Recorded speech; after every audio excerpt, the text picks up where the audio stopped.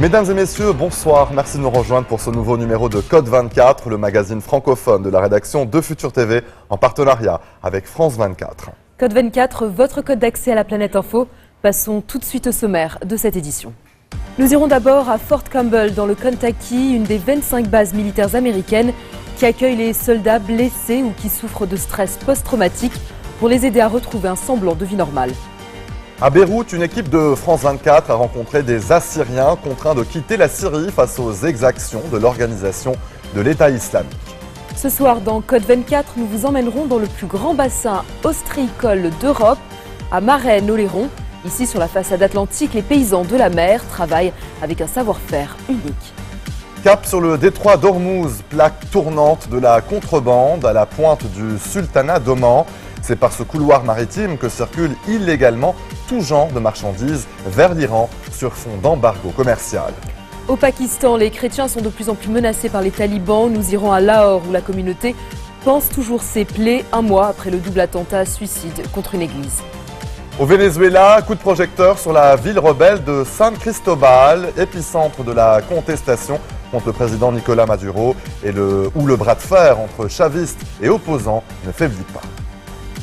Fin mars, les États-Unis annoncent que le retrait d'Afghanistan va se faire plus lentement que prévu.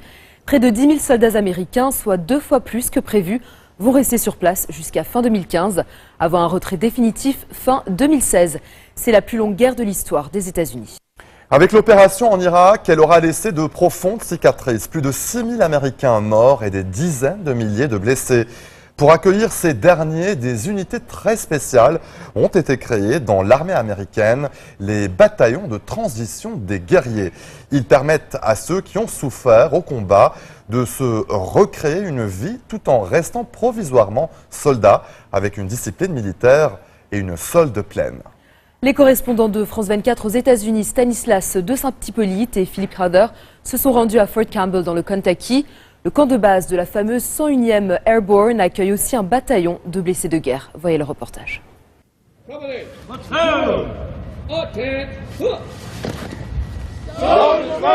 C'est l'autre visage de l'après-guerre, les cohortes de blessés de l'armée américaine. Ces hommes font tous partie du Warrior Transition Battalion, une unité très différente des autres. Yoga, 6:30 in the morning to 7:30. Ici, chaque soldat a une mission, se rétablir, soit pour commencer une autre vie, comme le sergent Benson qui apprend le métier de cuisinier, soit pour retourner servir, comme le sergent Chamitoki, ce natif du Togo, devenu américain en entrant dans l'armée, a été blessé gravement à l'entraînement. J'avais les 2 jambes brisées, j'ai cru que tout était perdu, mais quand on m'a envoyé ici, ils ont pris soin de moi. Pourtant, au début, je n'arrivais pas à me tenir sur mes jambes plus de 10 minutes. Il y a les blessures visibles et il y a les traumatismes psychologiques. Beaucoup de soldats de l'unité souffrent d'un mélange des deux. C'est le cas du sergent Benson. Sous les yeux de sa femme qui l'accompagne partout, il essaye de se remettre de nombreuses blessures de combat, en Irak puis en Afghanistan. Le dos, des maux de tête récurrents soignés par de l'acupuncture et un syndrome de PTSD, trouble de stress post-traumatique. En général, c'est très efficace contre les maux de tête, mais aussi contre d'autres types de douleurs. La dernière attaque que j'ai survécue, c'était une grenade russe, lancée depuis une position des talibans dans la vallée d'Arghandab, en Afghanistan. Après ça, je suis rentré à la maison et les choses ne tournaient plus vraiment rond dans ma tête.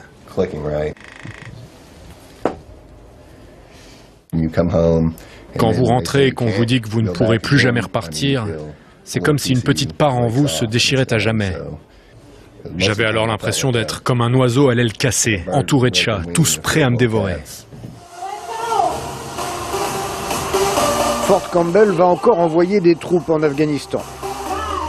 Le retrait sera plus lent que prévu et ces soldats doivent se rétablir à marche forcée s'ils veulent se battre à nouveau.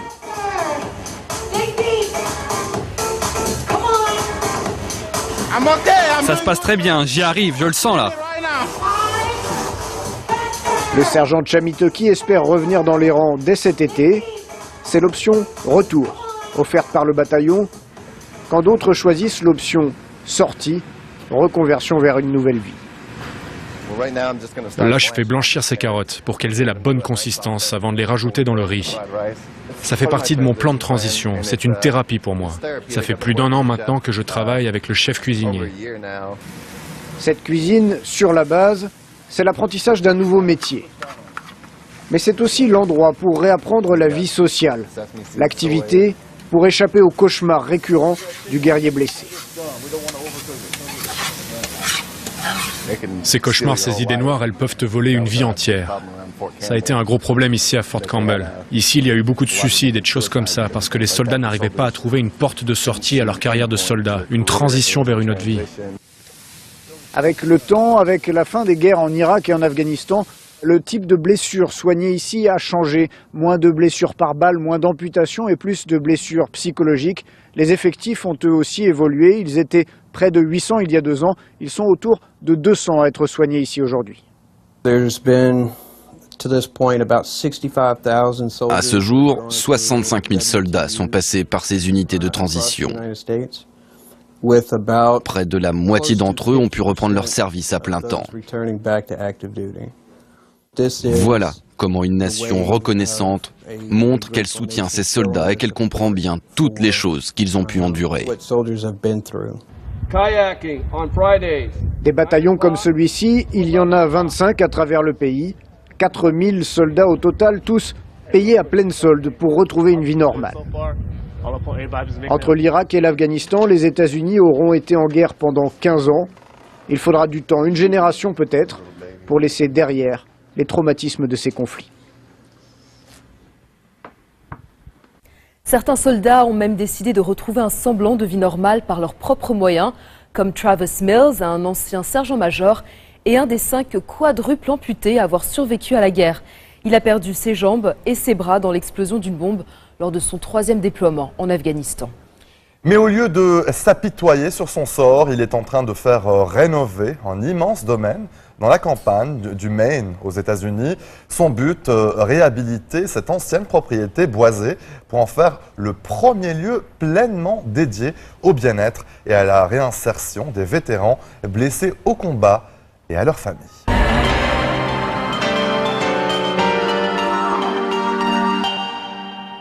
Avant la guerre en Syrie, la communauté assyrienne comptait environ 5000 personnes au Liban, installées entre les quartiers assyriens de Sed el-Baouchriye et d'Ashrafieh, ainsi qu'à Zahle et à Sarba. Aujourd'hui, et depuis l'éclatement du conflit en Syrie en mars 2011, ils sont un peu plus de 10 000 personnes. Ils habitent toujours ces mêmes quartiers et louent des maisons également à Bourj Hamoud, Raouda, Sabtieh et des Kohénés. Ils passent quelques mois, voire une année au Liban avant de partir vers l'Europe, les États-Unis ou encore l'Australie. Ils sont plusieurs familles à vivre sous un même toit et tentent de joindre les deux bouts tout en préservant leur dignité. Ils ont tous des histoires d'horreur à raconter, celles de périples sous les bombes, pour ensuite faire 1300 km en voiture afin de venir à Beyrouth, où une équipe de France 24 les a rencontrés. C'est un sujet signé Selim El-Medeb. Chaque dimanche, ils sont un peu plus nombreux à répondre à l'appel des cloches de l'église Saint-Georges, au cœur du quartier assyrien de Beyrouth. Depuis un mois, plus d'1 millier d'Assyriens de Syrie y ont trouvé refuge. Le Liban, qui a fermé sa frontière aux réfugiés syriens, a fait une exception pour eux. Ici, nombreux sont ceux qui ont des proches otages des djihadistes, mais les autorités religieuses leur ont interdit de parler à la presse pour ne pas mettre leur vie en danger. Seuls quelques jeunes osent braver l'interdit. Bachar, arrivé il y a 6 mois, a même envisagé de repartir pour défendre son village. Moi, en tant que jeune, je me suis dit, rassemblons-nous et allons nous battre. Mais on ne peut pas faire grand-chose. Nous sommes une minorité. Nous ne sommes pas assez nombreux pour combattre et libérer notre terre. Cet homme, qui tient à garder l'anonymat, a combattu pendant 2 ans avec les gardiens du Khabour. La milice assyrienne a été décimée par l'offensive djihadiste du mois dernier. Il a choisi l'exil quand les parents de sa femme ont été pris en otage avec 200 autres villageois.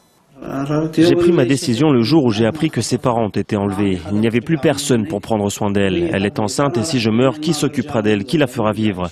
Même si je voulais rentrer, je n'ai nulle part où aller. Les maisons ont été pillées, détruites, brûlées. Les églises ont été incendiées et dynamitées. Pourquoi je rentrerais? 16 réfugiés s'entassent dans ce 2 pièces. Ils ont eux aussi des proches aux mains des djihadistes.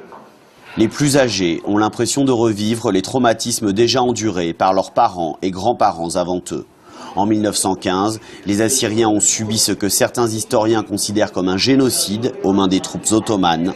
En 1933, ils ont été massacrés en Irak. Ils nous ont déracinés. On a fui la Turquie et l'Irak pour se réfugier en Syrie. Et là, vous voyez ce qu'ils nous font? Ils nous déracinent encore une fois. On cherche un endroit sûr, mais on ne sait pas où aller. Cet endroit sûr, certains pensent l'avoir trouvé, loin du Moyen-Orient.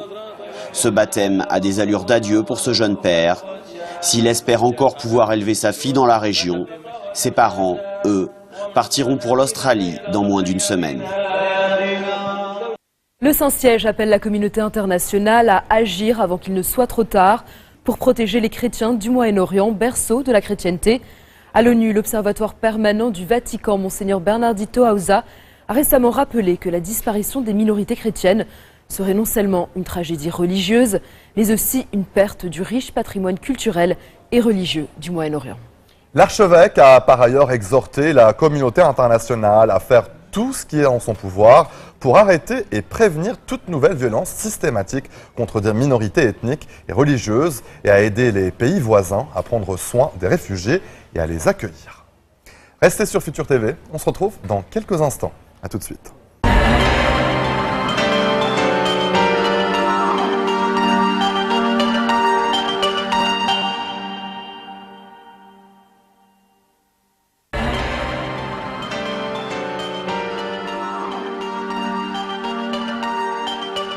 Les Français ont toujours aimé les huîtres. C'est même une passion française avec 2 kilos consommés par an et par personne.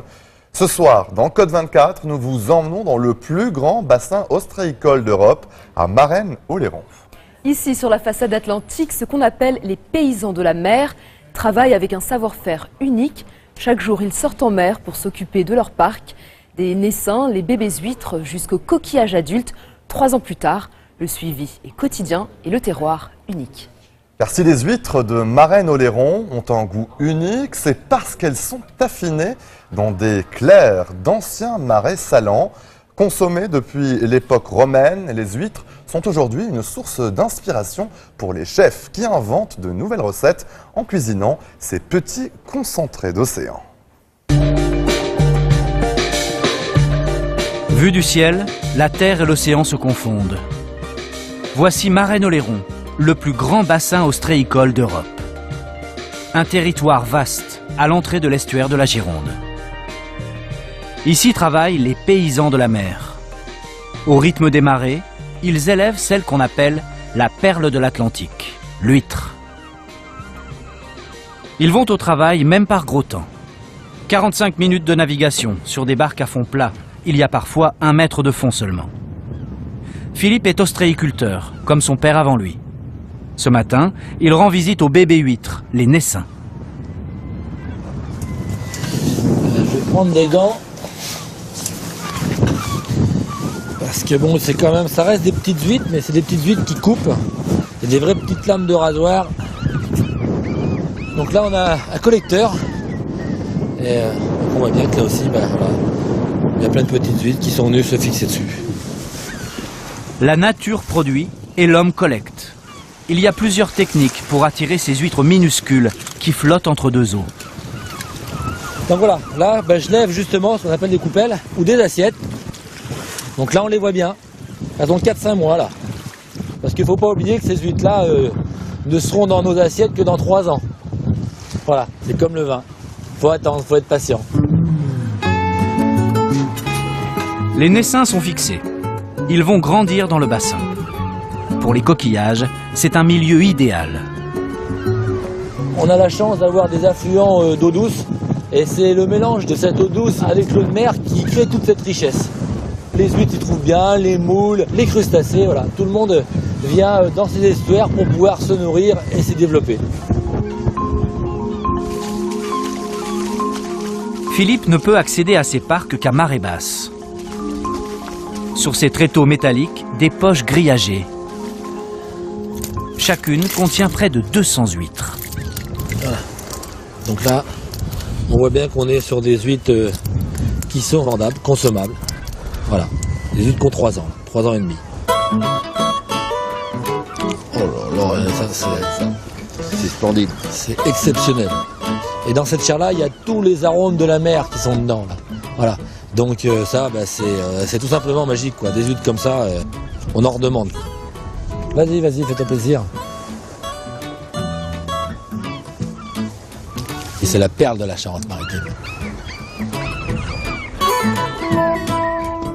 Par douzaines, ou plutôt par douzaines de millions, les huîtres de Marennes-Oléron vont être expédiées dans le monde entier. Une partie de la production va attendre encore avant d'être récoltée. On la déplace vers l'intérieur des terres, dans ces anciens marais salants. Une mosaïque de petits étangs qu'on appelle des clairs. Ici, les huîtres vont s'affiner. Dans cette eau ni douce ni salée, leur goût va changer. Yann est historien au musée de l'huître de Marennes. L'affinage, c'est quelque chose de particulier au bassin de Marennes-Oléron. On est les seuls à faire ça. On est les seuls à pratiquer l'affinage au monde, puisqu'on a ici un terroir qui s'y prête. Il y a à peu près 15 mètres de sédiments, de vase, d'argile sous nos pieds là. Et tout un tas de sels minéraux bien particuliers qui vont donner cette couleur, ce goût et cette couleur aux huîtres. Un goût moins iodé et une couleur plus verte, qui ne doit pas couper l'appétit. Elle est due à une algue locale, la navicule. Les branchies sont un petit peu vertes, elle est en train de verdir. Voilà, c'est vraiment ce qui fait la particularité aussi du bassin ici. Hier, les huîtres étaient serrées par centaines dans des poches grillagées. Les voilà avec beaucoup plus d'espace. Un luxe. Sur toute cette surface, il n'y a que 2 huîtres au mètre carré. Et c'est des huîtres qui vont rester entre 4 et 8 mois à l'intérieur de ce bassin. Une huître, ça peut se consommer sur le pouce ou à une bonne table. Yann, le spécialiste de l'huître, apporte quelques bourriches à Pascal, son ami restaurateur. Alors, qu'est-ce que tu as? La belle rouge, pousse en clair. Ouais. Un concentré d'océan, avec en prime une bonne dose de ces oméga 3 qui nous font du bien. Depuis le Moyen-Âge, les huîtres sont un classique du repas à la française. À la Renaissance, la mode voulait qu'on mange entre 150 et 200 huîtres par personne et par repas. D'ailleurs, le grand séducteur, Casanova. Casanova, tout à fait, exactement. On mangeait plusieurs douzaines avant de passer à l'acte, puisqu'on a toujours prêté les vertus aphrodisiaques aux huîtres. Recette du jour, huîtres pochées et sa mousseline. Coupez un céleri en dés. Faites-le fondre avec du beurre et du lait. Les huîtres, elles, vont être saisies et flambées avec du pinot des Charentes. Préparez la crème de céleri et servez. Autrefois, c'était pas très courant qu'on serve les huîtres cuisinées. On les servait en entrée, comme ça, pour un réveillon, classique. Depuis quelques années, Dieu merci, on les cuisine. Et ça, c'est génial, je trouve. Parce qu'il y a des possibilités à l'infini. Avec du lard, du poivron, avec du gingembre et même du kiwi. Toutes les alliances sont possibles pour la perle de l'Atlantique.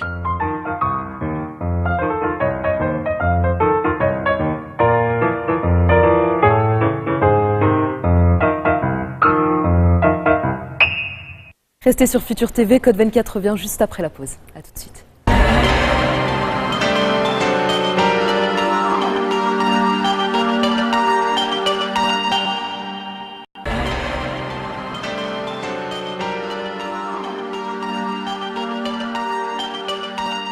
Depuis plusieurs mois, l'Iran négocie son retour sur le banc de la communauté internationale. Les récents accords sur le nucléaire doivent mettre un terme à l'embargo commercial qui touche le pays. Mais en attendant cette éventuelle levée des sanctions économiques, la population s'est déjà débrouillée pour faire importer des produits manufacturés. C'est au détroit d'Ormuz, plaque tournante de la contrebande à la pointe nord du sultanat d'Oman, que le spectacle a lieu. Des embarcations passent toute la journée sur l'eau, mais pour une activité qui n'a rien de légal. C'est ici que s'organise toute la contrebande en direction de l'Iran. Et les contrebandiers sont les premiers à profiter du réchauffement des relations entre Téhéran et l'Occident. Ils font rentrer électroménagers, médicaments, vêtements ou encore nourriture en provenance de Dubaï. Tout ce que la société de consommation occidentale peut offrir. On estime que chaque année, 5 milliards d'euros de marchandises transitent par cette zone. Sous pression des États-Unis notamment, les commerçants iraniens se sont vus chasser des grands ports de la région. Le commerce se fait au vu et au su des autorités omanaises qui laissent faire. Reportage de Sylvain Lepetit. En surplomb du détroit d'Ormuz, les falaises du sultanat d'Oman sont les témoins d'un étrange ballet. Toute la journée, c'est un défilé de petites vedettes. Nous sommes à l'entrée du port de Kassab, à l'extrémité nord du pays, une zone militaire. Filmer ici est strictement interdit. Mais un pilote de bateau a accepté de nous conduire quelques minutes jusqu'à ce quai, devenu la plaque tournante de la contrebande en direction de l'Iran. Pêle-mêle, électroménager, vêtements ou médicaments s'entassent dans ces barques. Tout ça, ça vient de Dubaï. C'est amené à Kassab avant de partir pour l'Iran. Sous pression des États-Unis, les commerçants iraniens se sont vus chasser des grands ports de la région. Mais dans cette crique reculée, personne ne se préoccupe des sanctions américaines. Tous les contrebandiers sont de jeunes Iraniens, surnommés ici des shooties. Leurs allers-retours alimentent les bazars de l'autre côté du détroit, à seulement 40 km.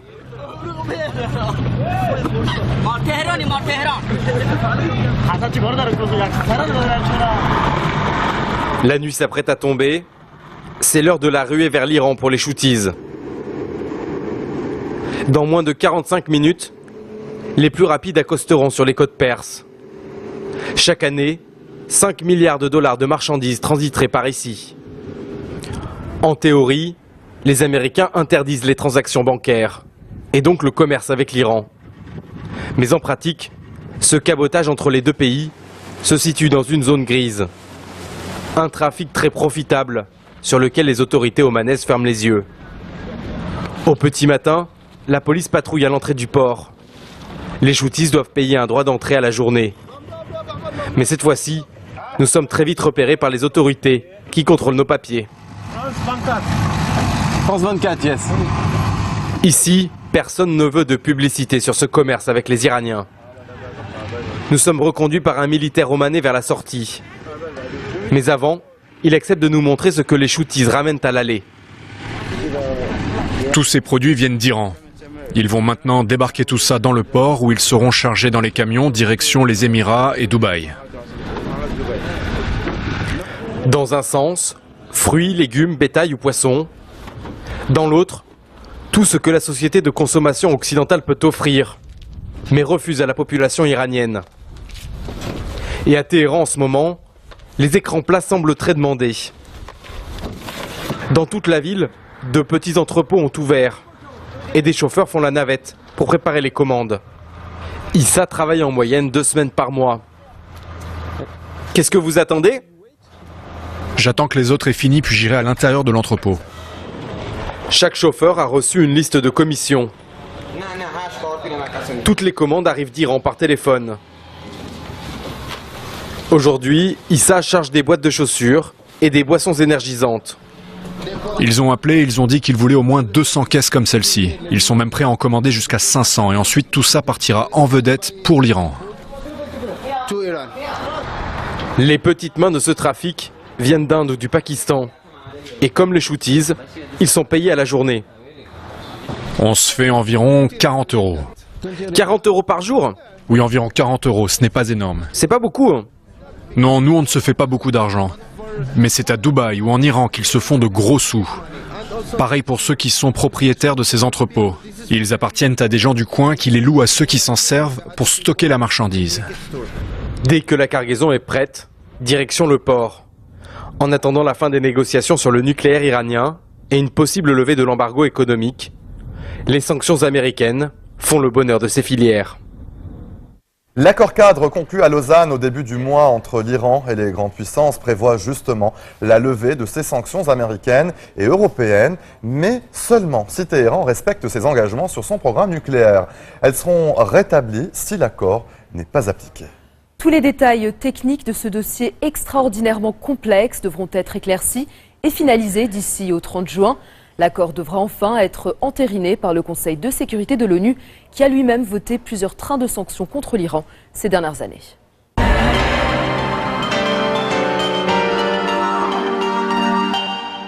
Dimanche 15 mars, alors que des centaines de fidèles pakistanais assistaient à la messe, 2 hommes se sont fait exploser à l'entrée de 2 églises différentes de Yuanabad, le plus grand quartier chrétien de Lahore. Le bilan est d'au moins 19 morts et de plusieurs dizaines de blessés. Jamaat al-Ahrar, un groupe affilié au TTP, les talibans pakistanais, a revendiqué ce double attentat. Le porte-parole de ce groupe a affirmé que ces attaques allaient continuer jusqu'à ce qu'un système islamique soit mis en place au Pakistan. Au Pakistan, pays où la majorité de la population est musulmane sunnite, les minorités religieuses sont régulièrement la cible des terroristes ces dernières années. À chaque fois, les autorités condamnent ces attaques, mais cela n'est jamais suivi de réponse forte de la part de l'État. Reportage à Lahore de Taha Siddiqui et Claire Debussy. Ce matin à Lahore, le père Francis célèbre la messe du dimanche, une semaine tout juste après l'attentat qui a frappé l'église Saint-John. Des dizaines de fidèles ont fait le déplacement.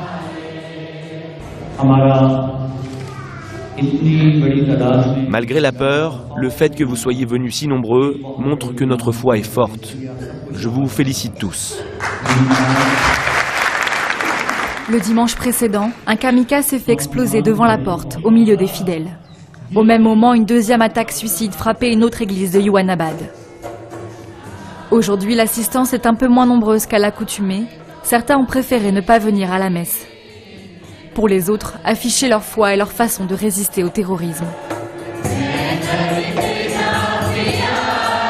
Le double attentat a tué 19 personnes. Il aurait pu faire encore plus de victimes. Un des kamikazes voulait pénétrer à l'intérieur, mais un fidèle l'en a empêché. Son portrait est affiché dehors, aux côtés des autres victimes chrétiennes. Cette attaque simultanée a été revendiquée par une fraction du TTP, les talibans pakistanais. La dernière d'une série qui vise toutes les minorités religieuses du pays et qui a déjà fait plus d'une centaine de victimes depuis le début de l'année. Ces attaques ont lieu dans tout le Pakistan. C'est devenu une sorte de routine pour nous. Ils n'attaquent pas seulement nous, les chrétiens. Ils visent même des mosquées, des temples hindous. Tous ceux qui sont attaqués devraient continuer à prier pour témoigner de leur foi. Après le double attentat, des milliers de chrétiens laissent éclater leur colère dans les rues de Lahore. Ils saccagent tout sur leur passage et vont même jusqu'à lyncher 2 hommes soupçonnés à tort d'avoir aidé les kamikazes.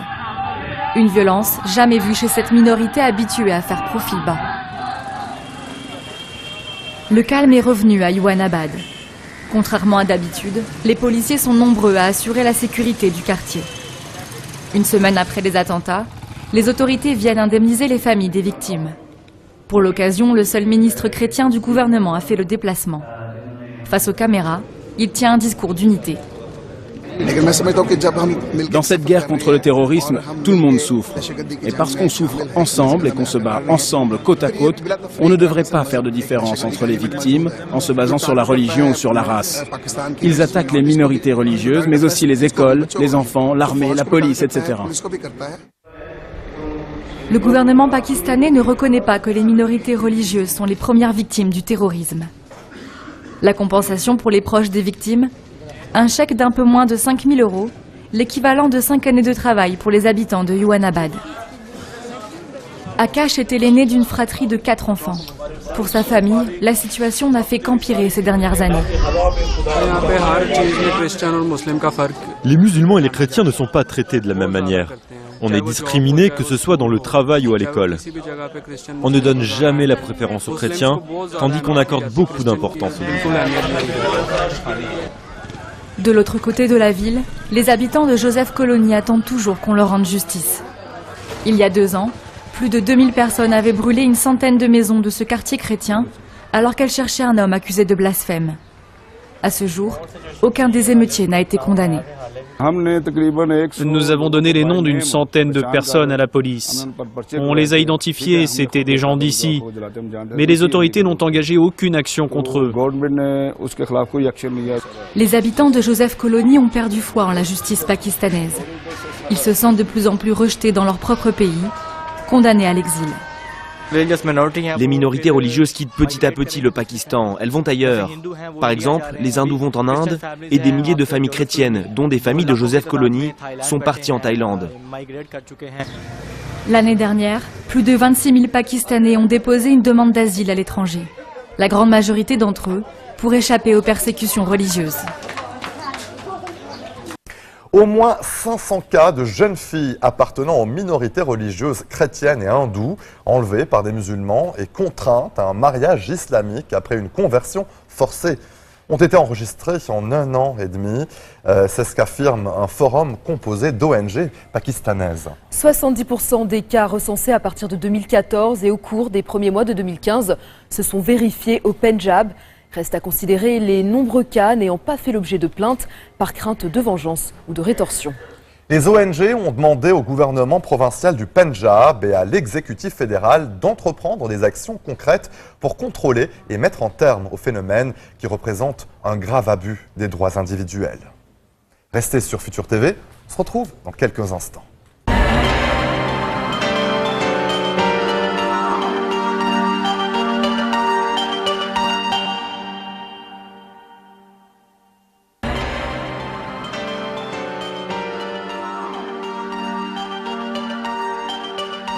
Au Venezuela, la bataille entre chavistes et opposition ne faiblit pas. Inflation record, pénurie des produits de base, contrebande, insécurité. Le pays pétrolier semble au bord de la faillite. Depuis plus d'1 an, la contestation contre le gouvernement de Nicolás Maduro enflamme régulièrement le pays. Le président a récemment intensifié son offensive contre l'opposition avec l'arrestation du maire de Caracas. Il l'accuse d'être impliqué dans un complot de coup d'État. À San Cristobal, berceau de cette mobilisation anti-régime, des étudiants occupent l'université des Andes depuis la mort d'un lycéen lors d'une manifestation. Un drame qui rappelle les manifestations étudiantes et les affrontements de l'an dernier avec les forces de l'ordre. 43 personnes avaient alors été tuées, principalement du côté des étudiants. 2 ans après la mort d'Hugo Chavez, pourquoi San Cristobal, la ville rebelle, est-elle devenue le symbole de la division du pays? Pascal Mariani et Juan Orozco se sont rendus sur place.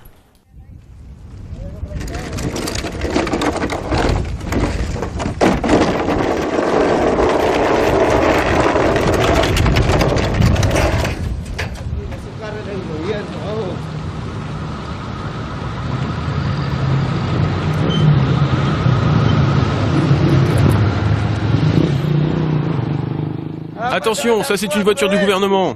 Ça fait 4 fois qu'elle passe.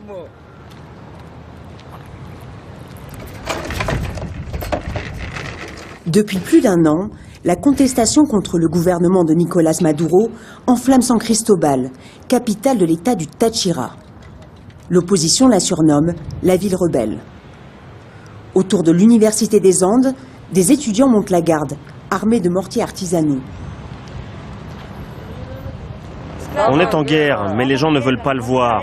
On veut que les choses changent, que ce pays change. On ne veut pas continuer à vivre ce qu'on vit. La situation est grave. Nous ne voulons plus que des étudiants meurent.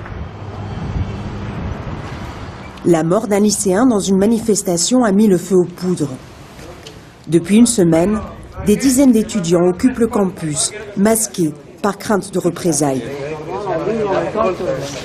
Le 24 février dernier, la ville de San Cristobal s'est à nouveau soulevée suite à la mort de Kluivert, un enfant de 14 ans tué par un policier. Pour cette raison, il n'y a pas cours. On a besoin du soutien de la société civile, du soutien des étudiants, du soutien des gens qui souffrent, des gens qui sont touchés, qui sont en colère. Pendant la révolte étudiante, à San Cristobal, tant bien que mal, la vie continue. Au cœur des préoccupations, la crise économique. Comme dans tout le pays, il faut faire des heures de queue pour acheter du lait ou de la farine. Inflation record, pénurie des produits de base, le pays pétrolier est au bord de la faillite. Dans le centre-ville, des chauffeurs de bus privés protestent contre la concurrence des bus du gouvernement, subventionnés et moins chers. Mais le malaise est plus profond. On n'en peut plus. Il n'y a pas de savon, il n'y a rien dans les magasins, on ne trouve plus rien dans ce pays, on ne trouve même pas de shampoing.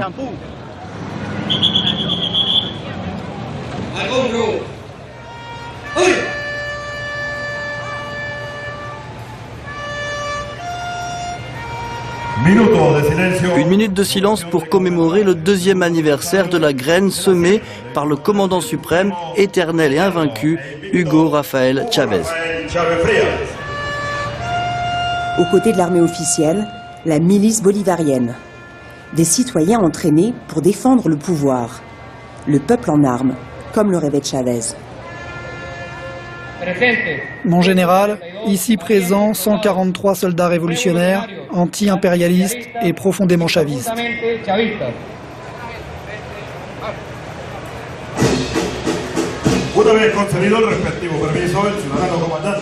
Washington vient de déclarer que le Venezuela socialiste représente une menace pour les États-Unis.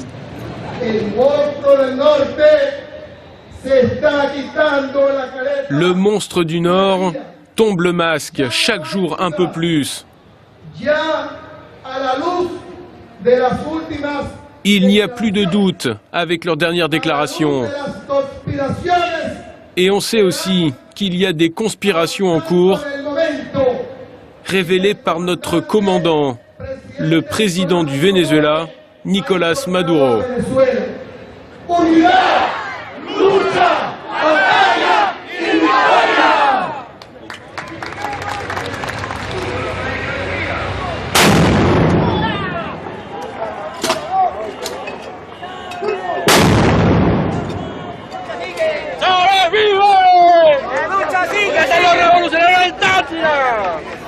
Malgré les démonstrations de force, l'enthousiasme des années Chávez semble retomber.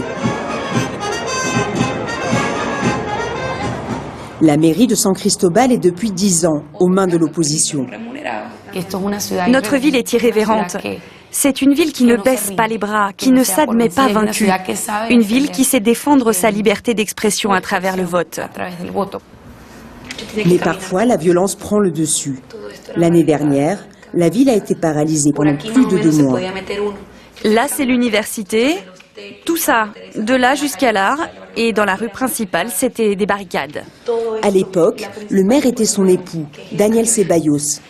Accusé de rébellion pour ne pas avoir rétabli l'ordre, il est en prison depuis 1 an.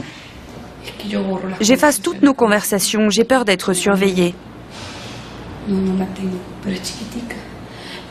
J'ai pas ici les photos, mais sa cellule est toute petite. Elle est minuscule.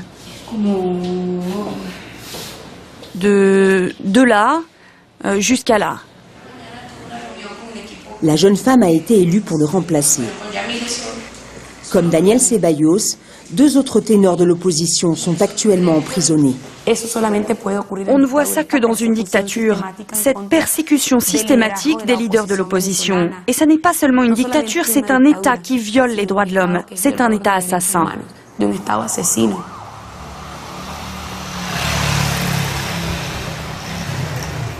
Le policier qui a tiré sur Kluivert, 14 ans, lors d'une manifestation, a été arrêté.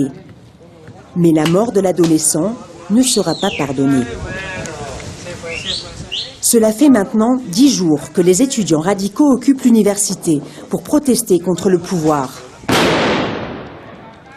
Aujourd'hui, c'est le branle-bas de combat. Le recteur nous a trahis. Il veut nous expulser de l'université. Il vient juste de partir et on est assiégés.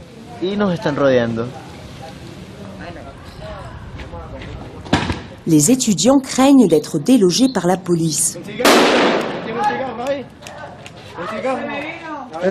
Ça, c'est une arme qui tire de la poudre, des mortiers. Mais l'ennemi reste invisible. Ça, c'est ce qu'on appelle un taliban. C'est une bombe qui a tué beaucoup de policiers. On y met des clous, une fusée et de l'essence.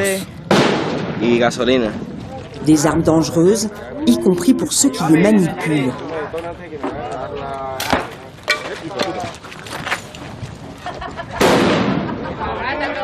Ça va pas de faire ça, qu'est-ce qui t'arrive? Il était par terre, je n'ai fait que le ramasser. Mais enfin, faut la tenir par le canon.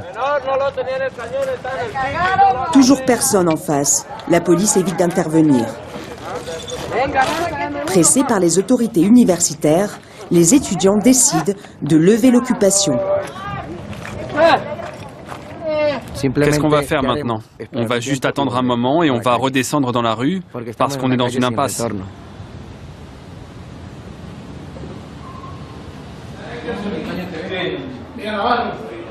La crise étudiante résolue, le commandant des forces armées a convoqué les journalistes. Pour lui, la presse d'opposition fait le jeu des jeunes radicaux. Heureusement, les jeunes ont quitté l'université. Et j'allais vous montrer ce qui se passe là-bas à partir de photos que vous avez vous-même publiées. On s'est habitué à ce qu'ils sortent dans la rue encagoulés, qu'ils bloquent les voies, qu'ils jettent des pierres. Et si on tente de rétablir l'ordre, on nous accuse de répression. Dans quelle université du monde on voit ça? Pour le moment, l'ordre est rétabli. L'armée revient à sa priorité, la lutte contre la contrebande, accusée d'être à l'origine des pénuries.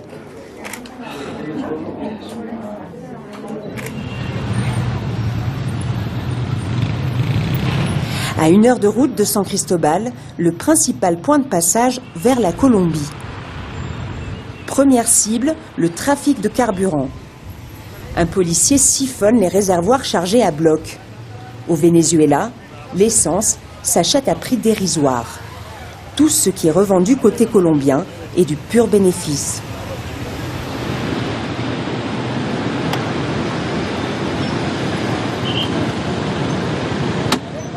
Vous cherchez quoi? Du matériel de contrebande, des aliments de première nécessité comme du riz, de la farine, de l'huile. Ces produits valent en moyenne 10 fois plus cher en Colombie. En 6 mois, 12 tonnes de marchandises ont été saisies. À grande échelle, la contrebande serait presque aussi rentable que le trafic de drogue. Les opérations sont menées tout au long de la frontière, 2000 km, traversés par des centaines de pistes et de sentiers. Dans un quartier populaire, ces vélos chargés de denrées roulaient vers la Colombie. Ceux qui les transportaient ont détalé à l'arrivée des militaires. Tout le quartier vit de la contrebande. La saisie se fait à toute vitesse pour éviter une rébellion des habitants.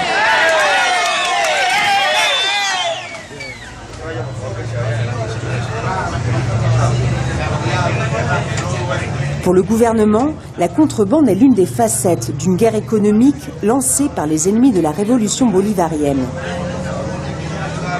Tous ces fonctionnaires sont mobilisés dans la lutte. Le gouverneur parcourt la région avec son équipe de travail. Il faut qu'on continue à construire et à avancer pour rompre ce maléfice qui s'est abattu sur l'économie nationale. La chute du prix de l'or est une calamité dans une économie dépendante des revenus de l'or noir. Nous avons une faille. Nous allons la combler, mais il faut le reconnaître. Nous ne produisons pas suffisamment. Nous ne disposons pas de la production nécessaire pour satisfaire les besoins du pays en aliments, en matériel ou en produits divers. Le Táchira est une région d'élevage. Là aussi, l'économie dirigée est en crise. Le prix du lait ou de la viande étant fixé très bas, la production a chuté. Les éleveurs sont dépendants des subventions. Le gouverneur est venu distribuer une centaine de vaches à bas prix. Ces bêtes coûtent $1000 chacune. $1000 chacune. Le gouvernement les a achetées à ce prix et les revend moins cher. Mais le paternalisme gouvernemental a ses limites. Vous ne pouvez pas continuer à attendre que le gouvernement vous offre tout. Le gouvernement va vous aider, mais nous pourrons aller de l'avant uniquement si vous apportez tous votre contribution. Chávez vie! La lutte continue. Désormais, la bataille entre chavistes et opposition se joue sur le terrain économique. La maire de San Cristobal sillonne elle aussi sa circonscription. Ils construisent un système qui n'apportera pas de solution à ce que vivent les Vénézuéliens. Un système qui va au détriment de la propriété privée, de la production et de l'investissement étranger. Elle visite aujourd'hui un village en zone rurale. La crise et les pénuries sont un argument en or pour rallier les mécontents. Bonjour, comment allez-vous? Pourquoi est-ce que vous faites la queue? Qu'est-ce qu'il y a? Du lait, de la farine, de l'huile? Brigade de santé, médicaments gratuits, la jeune élue utilise les mêmes armes que ses adversaires. Et elle s'intéresse aux maisons offertes par le gouvernement. Elles sont toutes construites sur le même modèle. Celle-ci, celle-là, les deux en face, ce sont les maisons de la mission Vivienda. Mais on me dit qu'ils les ont données sans les terminer. Comment allez-vous? Enchantée, je m'appelle Patricia Ceballos.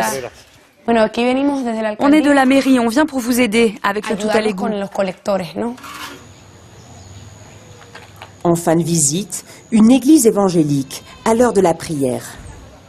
Même si mon époux est injustement emprisonné par le gouvernement de Nicolás Maduro, nous sommes ici pour aider tout le monde à égalité. Que Dieu nous bénisse, qu'il ouvre l'esprit de ceux qui nous gouvernent, pour que son époux soit libéré et que les différences politiques soient résolues dans les urnes.